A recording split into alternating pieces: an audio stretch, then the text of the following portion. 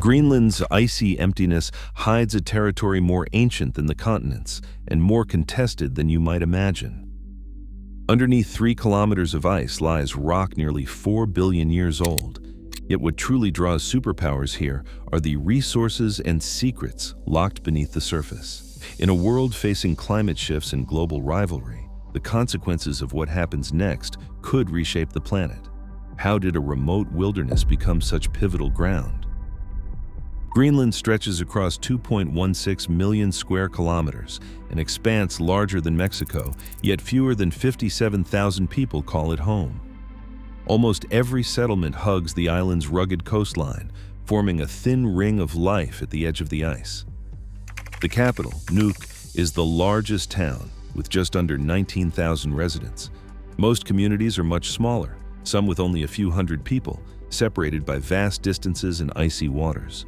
The island's interior is a frozen highland, buried beneath an ice sheet up to 3 kilometers thick, making it uninhabitable. Greenland's position is as striking as its scale. It sits between the Arctic and the North Atlantic, roughly 2,000 kilometers east of Canada and about 1,000 kilometers from Iceland. This puts Greenland at the crossroads of the Northern Hemisphere, closer to North America than to mainland Europe, yet tied to both by sea and air. For centuries, this location has made it a natural bridge for explorers, traders, and more recently, militaries. Population density here is among the lowest on Earth, less than 3 people for every 100 square kilometers. The island's shape and position have always dictated who could live here and how. Geography is not just a backdrop in Greenland, it is the reason for every settlement, every port, and every political calculation that follows. Greenland's bedrock holds some of the oldest stories on Earth. In the southwest, the Isua Greenstone Belt preserves rocks formed nearly 3.8 billion years ago, an ancient crust that predates most life. Geologist Minik Rosing describes Isua as a window into Earth's infancy, where traces of early oceans and possible signs of life still linger in the stone. This ancient foundation anchors the entire island, but most of it lies hidden beneath an immense sheet of ice. The Greenland ice sheet covers about 80% of the land, reaching up to 3 kilometers thick at its center. This ice is not just a frozen cap. It is an architect, shaping the island's coasts, carving deep fjords, and dictating where people can survive. Along the western coast, the Jakobshavn Glacier moves faster than any other outlet glacier in the world, releasing icebergs into the sea at a breathtaking pace. These glaciers create narrow corridors of ice-free ground, forcing all settlements to the edge of the island.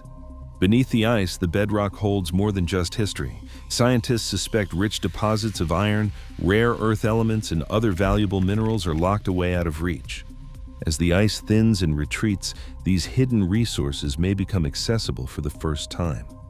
Greenland's geology does not just shape its landscape, it sets the boundaries for who can live here, what can be built, and what might be claimed. Every port, every runway, and every political bargain begins with the rock and ice that define the island's possibilities. In April 1941, as war swept through Europe, American military teams landed on Greenland's coasts. Their orders came straight from Washington: secure the island before German forces could use it as a springboard across the Atlantic. Under an agreement with the local Danish governor, U.S. engineers began building weather stations and airstrips, installations that would become lifelines for Allied convoys and bomber routes. The frigid outposts, known as buoy bases, relayed weather data crucial for planning missions over Europe, while dog sled patrols scoured the ice for signs of German activity. Greenland's remote position, once seen as a barrier, now gave it new value as an early warning shield and staging ground. The war ended, but the attention did not fade. In 1946, President Truman's administration made an extraordinary move, offering Denmark $100 million, more than $1 billion in today's money, to buy Greenland outright. The U.S. State Department called the island indispensable for American defense. Danish Foreign Minister Gustav Rasmussen refused, insisting Greenland was not for sale. The episode revealed a new reality. In the atomic age, Greenland's location was no longer a geographic footnote, but a bargaining chip between superpowers. By 1951, The Cold War was in full swing. The United States and Denmark signed a defense agreement that allowed American forces to build and operate bases on Greenlandic soil. The most significant was Thule Air Base, carved out of the northwest coast. Thule became a hub for early warning radar and long-range bombers, watching the polar skies for any sign of Soviet missiles. The pact cemented a formal security partnership between Washington and Copenhagen, making Greenland a permanent fixture in the architecture of Western defense. From weather outposts to nuclear surveillance, the island's strategic weight had shifted, and the world's most powerful militaries would never look at Greenland the same way again. In the late 1950s, a convoy of American engineers and soldiers arrived on the Greenland ice sheet, hauling crates of steel and a portable nuclear reactor. Their destination was a secret project known as Camp Century, a sprawling base carved directly beneath the surface, 200 kilometers from the nearest coast. Officially, Camp Century was billed as a scientific outpost, a place to test new construction methods and study the Arctic environment. But behind the cover stories, the real objective was far more ambitious. Project Iceworm aimed to build a vast network of tunnels, over 52,000 kilometers in total, capable of hiding hundreds of nuclear missiles under shifting ice, each able to strike targets deep inside the Soviet Union. Construction teams tunneled into the ice, creating a labyrinth of corridors lined with prefabricated buildings. At its peak, Camp Century housed up to 200 personnel, complete with dormitories, a mess hall, and even a chapel. The camp ran on the PM-2A nuclear reactor, buried beneath 30 meters of snow, providing heat and electricity in a place where winter temperatures could drop below -50 degrees Celsius. But the ice sheet was never still. Within a few years, tunnels began to buckle and walls shifted as the glacier moved. The reactor was removed in 1964, and by 1966, Camp Century was abandoned, its buildings, waste, and leftover chemicals entombed in the ice. The story did not end there.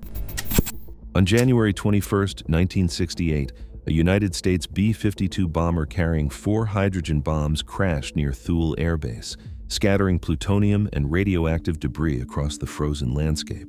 Cleanup teams worked for years, removing tons of contaminated snow and ice, but traces of radioactive material remained.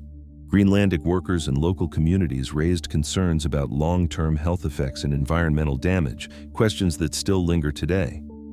Scientists now warn that as the ice sheet thins and retreats, the buried remains of Camp Century, including 200,000 liters of diesel, polychlorinated biphenyls known as PCBs, and low-level radioactive waste, could resurface within this century. The risks extend far beyond the old military boundaries, threatening Arctic ecosystems and the people who rely on them. These hidden legacies of Cold War ambition have become a new kind of hazard, forcing Greenland to confront the environmental costs of its strategic past. Greenland's path towards self-determination is shaped as much by economics as by politics. In 1979, the island gained home rule, allowing a local parliament to manage domestic affairs for the first time. 30 years later, the 2009 Self-Government Act expanded those powers, granting control over the justice system and natural resources, and establishing a legal framework for full independence if Greenlanders choose it. Yet economic reality complicates autonomy. Each year, Denmark provides a block grant of nearly 4 billion Danish kroner, which amounts to about 60% of Greenland's public budget. This subsidy underwrites everything from healthcare to infrastructure, making it both a safety net and a source of dependency. Greenland's leaders face a constant balancing act, pursuing greater control over their land and resources, while still relying on Danish support to keep society running. The question of true independence remains inseparable from the question of how to pay for it. In spring 2021, a single election reshaped Greenland's future.